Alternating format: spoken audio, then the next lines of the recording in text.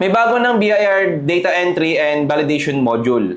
Ito yung ginagamit nating mga taxpayers para sa paggawa ng ating ALPALIS na record attachment sa ating quarterly remittance returns. Kagaya ng 1601EQ, 1601FQ.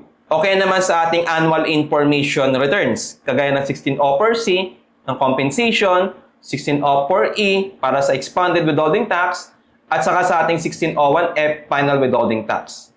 Ngayon po, pag-aralan natin yung binabang memorandum ng Bureau of Internal Revenue or BIR para mapag-aralan natin ano-ano yung bagong update sa ating new version ng Data Entry and Validation Module. Ito po yung bagong memorandum na binaba ng BIR dated February 25, 2025. Revenue Memorandum Circular Number 15 Series of 2025 may subject na Availability of ALPALIS Data Entry and Validation Module 7.4. So bago na yung version natin, 7.4. The 7.4 version comprises the newly created alphanumeric tax codes and updated rates for transactions under creditable and final withholding taxes. And in this connection, the deadline of submission of the ALPALIS. ALPALIS. So gusto ko lang po emphasize itong word na ALPALIS, ha? For taxable year 2024 under BIR form number 1604C, 1604F, 1601EQ, 1601FQ, shall be 30 days immediately after the date of posting in the BIR website of this circular. In case of ALPALIS previously submitted using the old version 7.3 data entry module, but with error reply messages from the e-submission facility of the Bureau, the concerned taxpayers shall resubmit the said ALPALIS within the same deadline using the upgraded version of the module upon its availability thereof. Okay? So, ang new updates natin dito ay yung tinatawag na alphanumeric tax code para sa mga tax rates ng withholding tax, creditable and final withholding taxes. At yung ALPALIS natin, yun yung ginagawa natin sa paggamit ng data entry and validation module natin. Dalawa kasing software yun.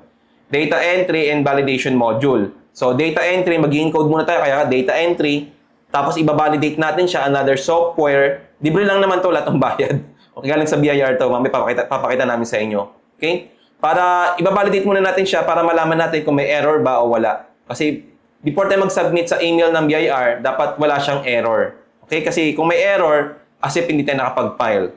Another update natin is yung ating ALPALIS na extended yung deadline, sabi niya 30 days, immediately after the date of posting in the BIR website of the circular.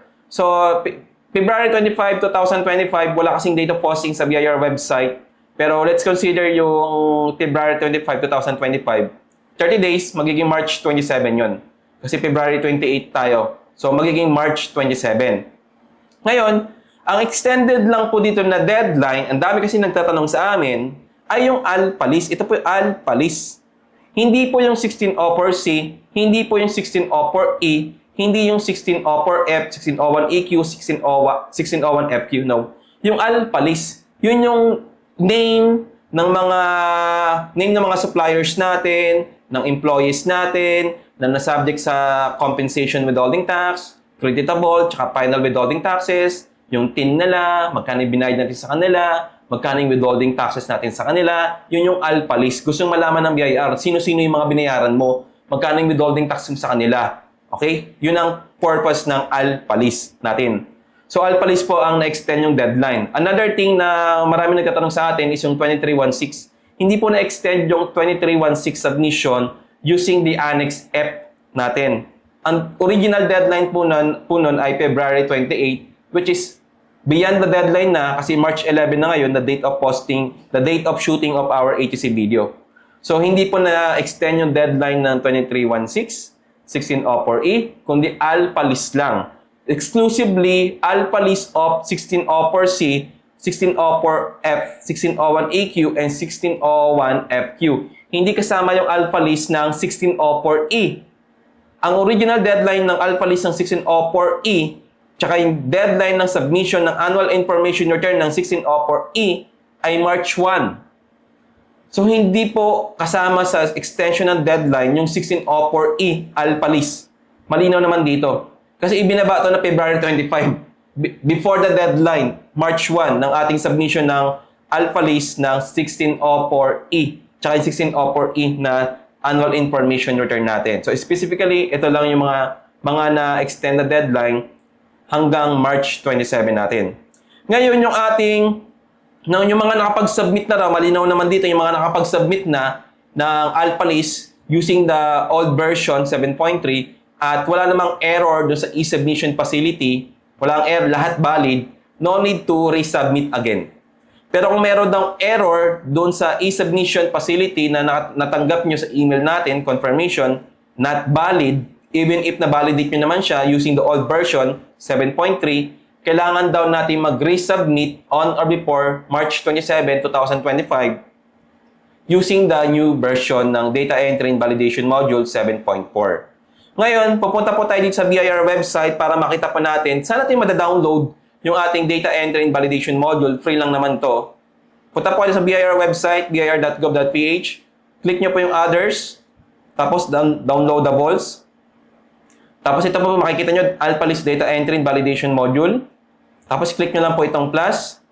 Tapos ito na po yung Data Entry Validation Module natin version 7.4. Click nyo lang po yan. At madadownload nyo po yan. Tapos install nyo lang po sa computer nyo or laptop. Wag lang po sa Apple Mac computer or laptop kasi hindi po tinatanggap ng Apple Mac OS system. Itong mga data entry, pati yung EBIR forms, no. Pang ano lang to, pang Microsoft operating system. Okay? Maliwanag po ba? And kung gusto niyo matuto kung paano gamitin yung ALPALIS and data entry natin and other special topics natin which are exclusive lang sa inyo, kung pwede kayo pumunta sa ating YouTube channel. Sa YouTube channel natin, meron tayong mga exclusive na special topics ng taxation na para sa inyo lang. Meron tayong gold membership na 1,499 only per month. Pwede nyo cancel anytime. Nandun yung paggawa natin ng SALT kasi ginagamit din yung Data Entry and Validation Module sa paggawa ng Summary ALPALIS Withholding Taxes, yung SALT. Pati yung ALPALIS ng 1601EQ, O4E, nandito. Pumunta po kayo sa ating YouTube channel, Accounting Tutorial Center. Pag-membership kayo ng Gold, 1,499 only. Tapos meron tayong mga special topics doon, more than 60. Pati po yung tax planning, nandun din. Paggamit ng Data Entry and Validation Module, nandun din po. Almost the same lang naman yung paggamit ng old version sa bagong version. Sa bagong version, may bago lang tayo alphanumeric tax code. Pero parehas lang ng paggamit yun ng old version natin. Okay? So maraming salamat po sa inyo lahat. If you have further questions, please send your questions on our Facebook page or here or on our YouTube channel. Maraming salamat po. My name is Mark Jordan Bumagat, your RWB teacher, na lagi po nagsasabing, be educated po and you will be empowered. Kita-kits po tayo sa mga other helpful topics natin. Please follow us for any tax updates relating to BIR taxation. Okay? Bye-bye! See you po!